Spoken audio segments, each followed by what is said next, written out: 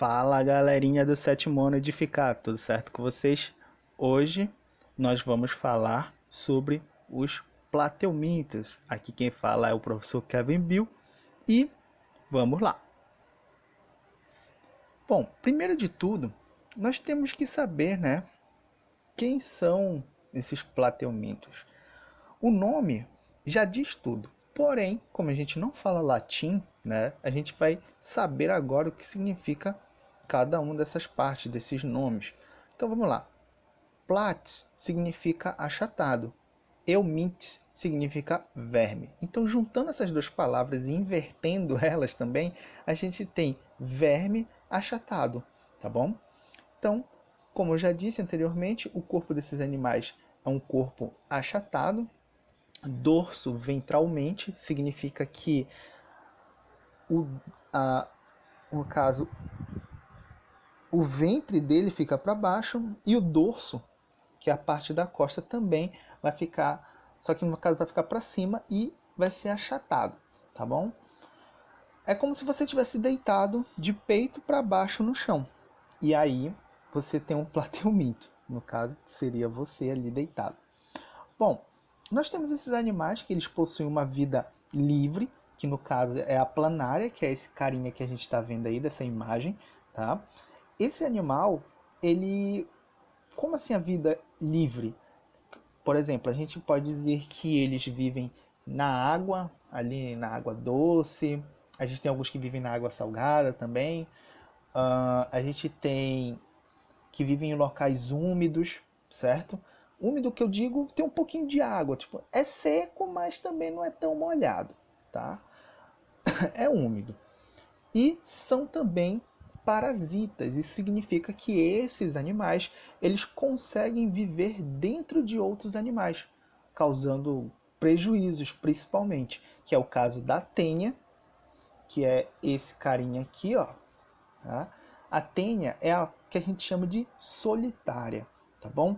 Então, cada uma dessas partes aqui, por exemplo, ela acaba tendo filhotes e essas partes vão saindo, vão se desmontando dela.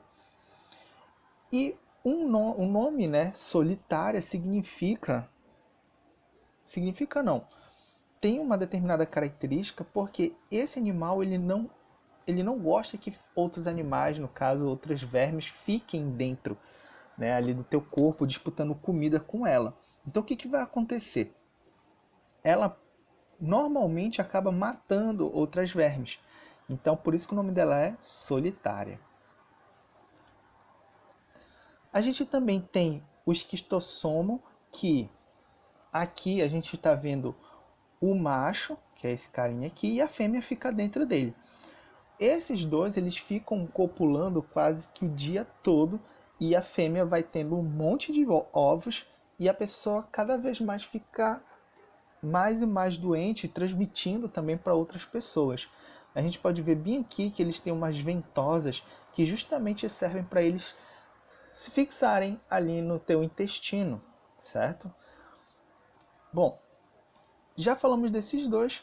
Esses, como eu falei, vivem no ambiente aquático ou úmido e eles possuem características novas. Lembra que a gente falou anteriormente sobre os poríferos, que no caso são as esponjas, que eles não têm sistema digestório, sistema circulatório, sistema, sei lá, não tem sistema nervoso, então eles não têm nada, certo? Depois nós passamos para os quinidários, onde a gente conseguiu ver que a água-viva, por exemplo, ela consegue nadar, né? Em movimentos, eles só são dados graças ao sistema nervoso. Só que esses caras eles vão ter um sistema que a gente vai chamar de sistema bilateral. O que significa isso?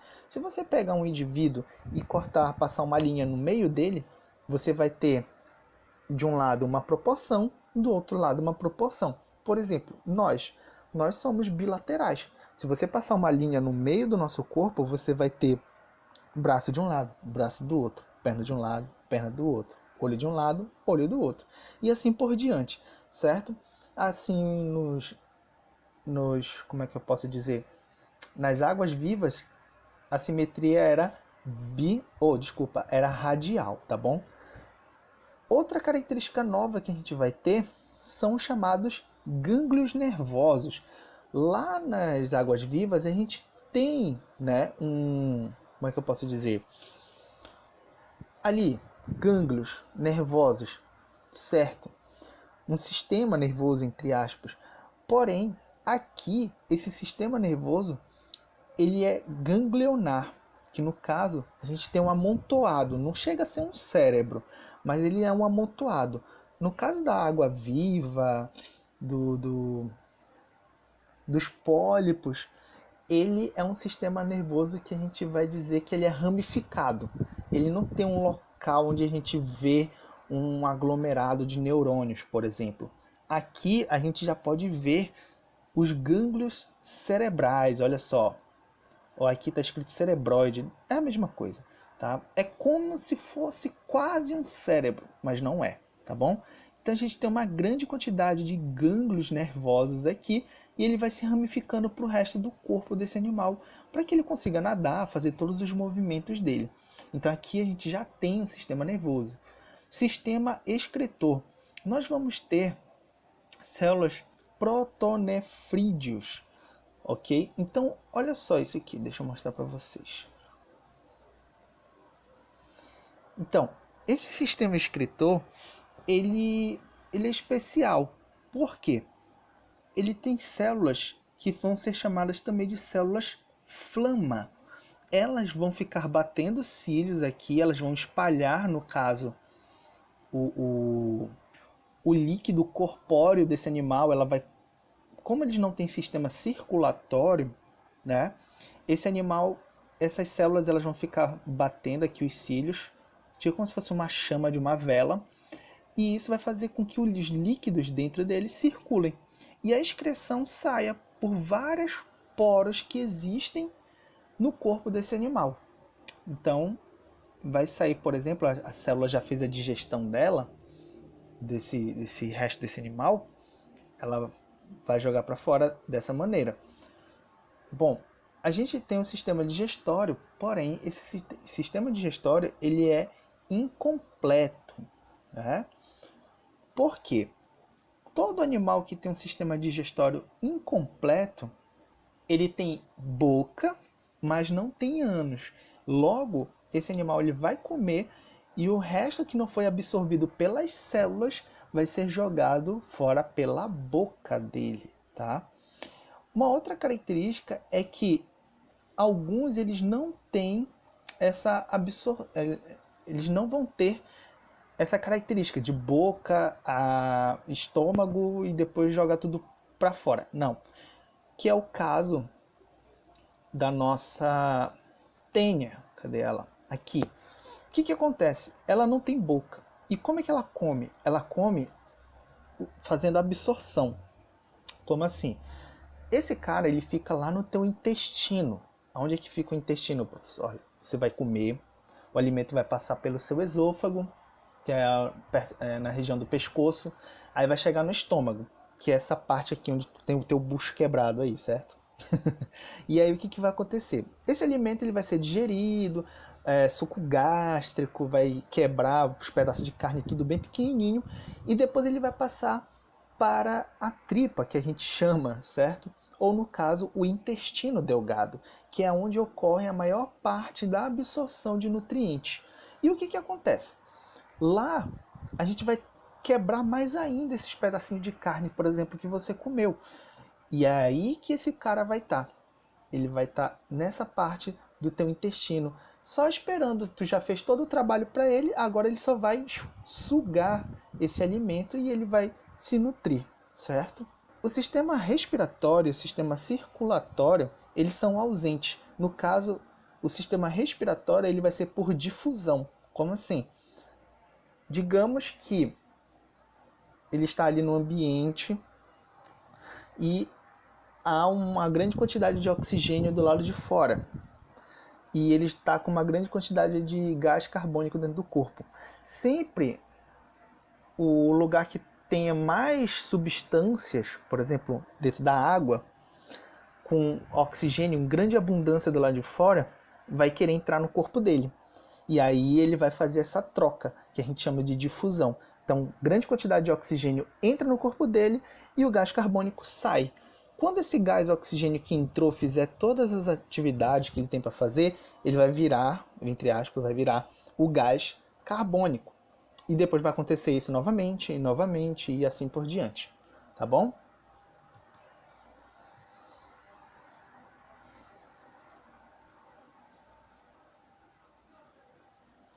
Bom, aqui nós vamos ter algumas estruturas dos plateumintos, que no caso nós temos os océolos, que é como se fosse olhos, porém não são olhos verdadeiros, tá bom? O que que acontece? Esses océolos é como se fosse basicamente quando você fecha o seu olho, sabe? Fecha teu olho aí agora. Fechou? Fecha teu olho aí, rapá. Bora. Já fechou teu olho? Então, fecha teu olho e tenta ir para um lugar um pouco iluminado. Tu vai conseguir perceber que tu vai notar que tem a luz ali. Agora, se tu colocar a tua mão na frente do teu olho, sem pressionar nem nada, só coloca a mão, vai ficar escuro, certo? Seria basicamente isso que acontece com os océolos. Eles conseguem perceber a luz. Então, se eles estão num lugar claro, eles vão procurar um lugar escuro. Por quê? Como esses animais eles são frágeis, né? Você pode dizer que eles preferem ficar escondidos. Então isso vai facilitar a vida para eles, né? Eles vão ficar escondidos no escuro. Se está escuro, para eles está ok, porque eles são pequenos. Alguns, claro. Outros são bem grandes. Bom, nós temos a região que a gente vai chamar aqui de região ventral, que é a parte de baixo, região dorsal, que é a parte de cima, e nós temos aqui o que a gente vai chamar de boca. Olha só, a boca desse cara. E isso aqui, professor? Isso aqui é a parte reprodutora dele? É o pênis? Não. Isso aqui é a faringe, tá bom? E o que acontece? A faringe, imagina o seguinte, olha só que bizarro, né? Quem já assistiu aquele filme Alien deve estar ligado no que eu vou dizer. Mas imagina o seguinte, você é uma planária, assim como a gente está aqui na nossa forma de humano, porém, para a gente conseguir se alimentar, a gente precisa raspar o chão, raspar o animal que esses animais eles comem animais mortos, tá? E aí o que acontece? Você precisa raspar. Só como você não tem dente, o que acontece? Você coloca a sua faringe para fora, que é essa parte aqui no seu pescoço que é dura, tá vendo aí? Pois é, você coloca ela para fora e você vai raspando assim o chão. É meio estranho, né? Mas é assim que acontece. E bem aqui nós temos o poro genital, que normalmente esses animais eles têm os dois sexos, então quer dizer que eles são hermafroditas. Sendo nesse caso, eles fazem um tipo de reprodução que a gente vai ver daqui a pouco. Bom, essa daqui é a reprodução que eu ia falar, que é a fertilização cruzada. Esses caras, eles encontram outra planária, eles colocam ali a parte genital um com o outro. No caso, esse aqui tem a parte fêmea, né, e a parte macho, parte fêmea e a parte macho. Eles vão botar os seus espermatozoides, cada um, eles vão trocar espermatozoides, digamos assim. Com o passar do tempo, eles vão colocar os óvulos, aí vai sair novas planárias. Porém, esse não é o único tipo de reprodução. Sendo assim, esse aqui é o tipo de reprodução que nós vamos chamar de sexuada. Aqui tá errado, gente, desculpa, tá? Aqui tá asfixiada, é sexuada, tá bom? Bom, o outro tipo de reprodução seria você pegar uma planária e cortar ela. Olha aqui, ó. O cara cortou aqui e aqui. Desses pedaços vão nascer novas planárias. Parece estranho, né? Se você cortar ela aqui de novo, vai nascer? Vai. Se você cortar mais aqui, vai nascer? Talvez não, né? Então você vai ter várias planárias. Lembra aquela parte que eu falei que era como se fosse o cérebro delas? Pois então, se você cortar justamente lá onde fica aquela concentração de gânglios, o que acontece? Ela não vai conseguir se dividir e ela vai morrer. E essa é um tipo de reprodução assexuada. Meu Deus, eu errei tudo ali. Mas é o tipo de reprodução assexuada, tá, galerinha? A nossa aula fica por aqui.